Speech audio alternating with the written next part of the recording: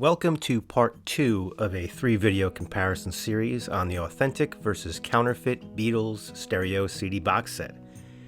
In the previous video, I covered how to spot a fake by examining the slipcase and monolithic box itself. This video will cover details of individual albums, from Please Please Me through Sgt. Pepper's Lonely Hearts Club Band. I've done my best to make this a thorough overview of mishaps and gaffes, but I can't promise this will be comprehensive. I seem to spot errors I hadn't noticed before each time I can stomach to actually look through these monstrosities.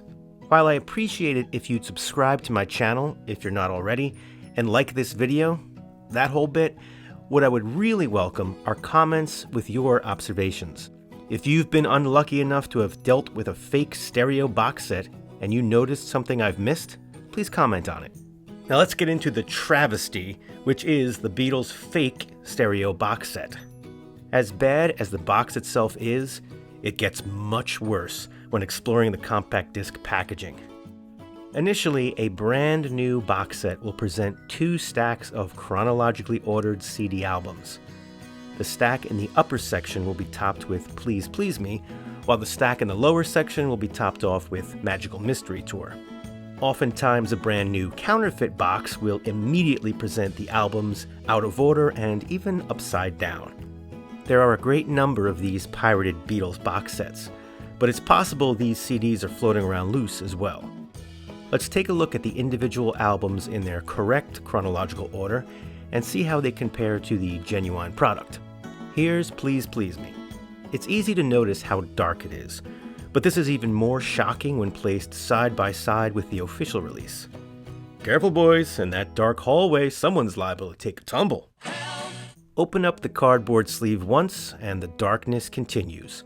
Black and white photos lack the warmth of those on the real packaging. This carries over into the trifold. The CD is held within a cheap, flimsy, crinkly plastic bag. Since these plastic baggies are disgusting to handle, I won't show them again after this. They're a poor substitute for the high-quality rice paper sleeves which were included with the Beatles in mono. The official stereo box set does not include poly sleeves of any kind, as the discs are simply held in the cardboard sleeves.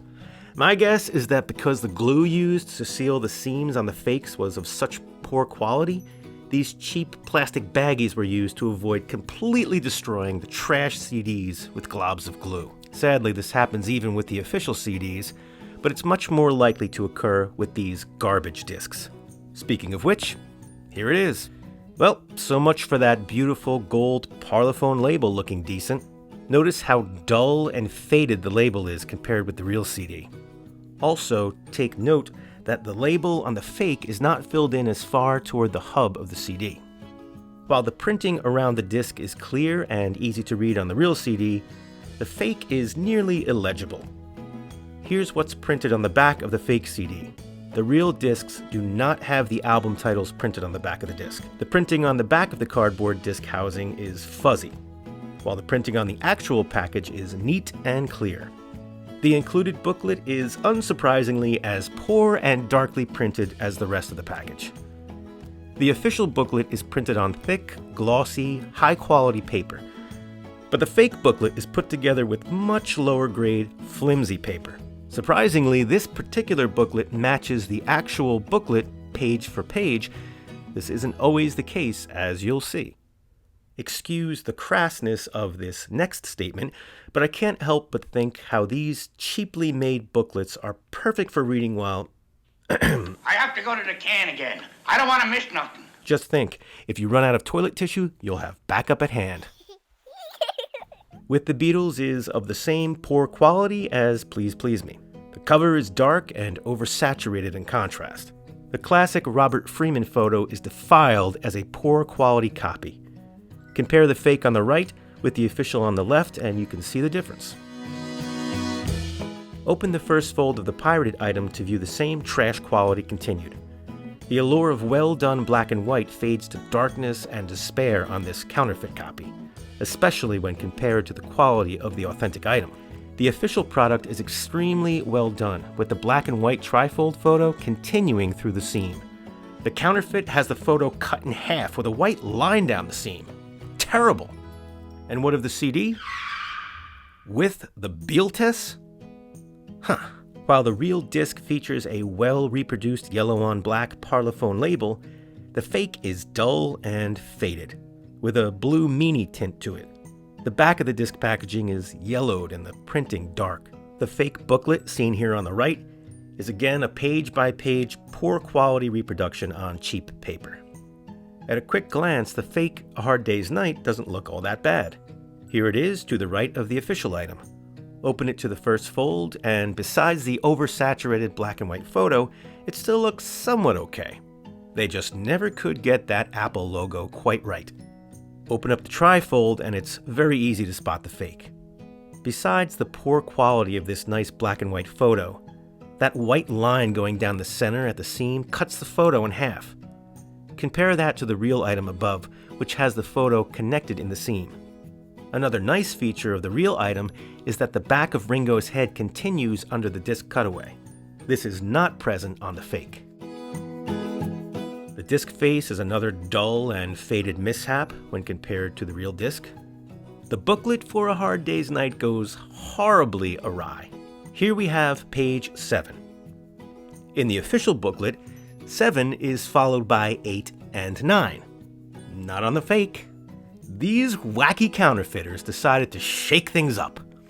I had a hard day's night trying to follow along.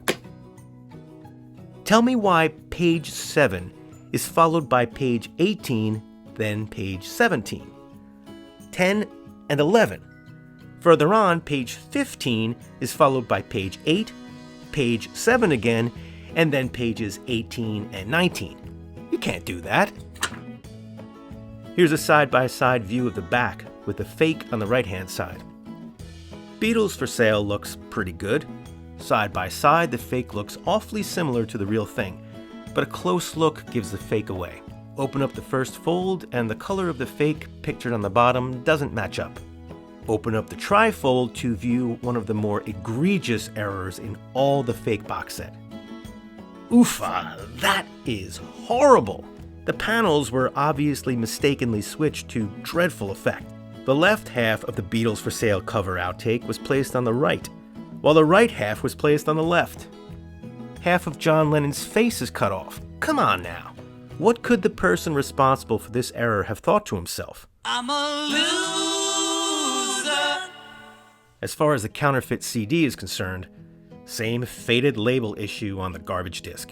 Unlike the booklet for A Hard Day's Night, the Beatles for Sale booklet is a low-quality page-for-page copy with the pages in the correct order. And here is the back. The counterfeit is the one on the right with a poor-quality color photo. Let's go ahead and take a look at Help next. The Apple logo in the upper right-hand corner really looks dark. I wouldn't eat that apple. While I'm not completely pleased with the color on the official cover of the Help CD package, the fake is even worse. As with all the previous albums, this one opens once, and the counterfeit is poorly colored. The trifold is just as bad, if not worse. A great photo ruined by poor color. Look how dark that is, and that white line down the middle is a mockery. No surprise that the disc face is of the same faded, poor quality as the previous discs. The booklet gets it right as far as an accurate, crummy copy, but it's still so wrong. And the back of the false disc package, on the right, is yellowed and does much injustice to the photo quality.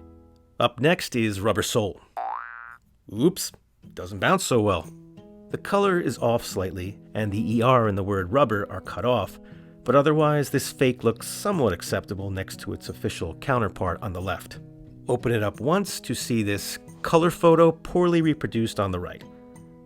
Open it up again and oh boy, something's not quite right here. Who's John looking at? Who's Ringo photographing? This is another example of a silly error where the proper left side panel was placed on the right and the proper right side panel was placed on the left. This error seems all the more moronic as the dang cutout for the CD is clearly evident on this panel. Here's the CD, with the counterfeit obviously the one on the right. The booklet is a proper copy, albeit with poor color and print quality.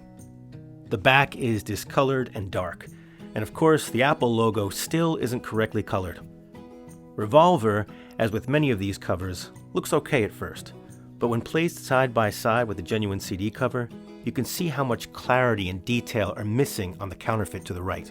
Open it up and the same oversaturation and darkness that plagues all of the previous packages is present here. John Lennon is nearly faded into complete darkness in the photo on the right. Here are more poor quality photos in the trifold. Same old issue with the disc label.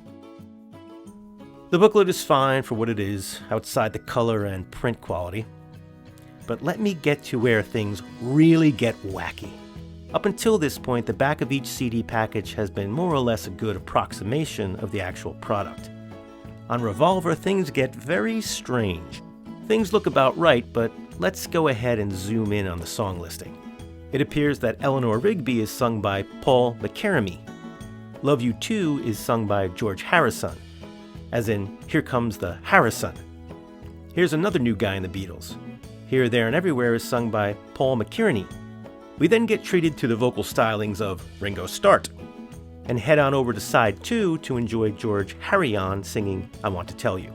This is so comically bad, I get a chuckle each time I see this nonsense. Hilarious. Continuing with one of the most famous albums of all time. Surely they got this one right. Nope.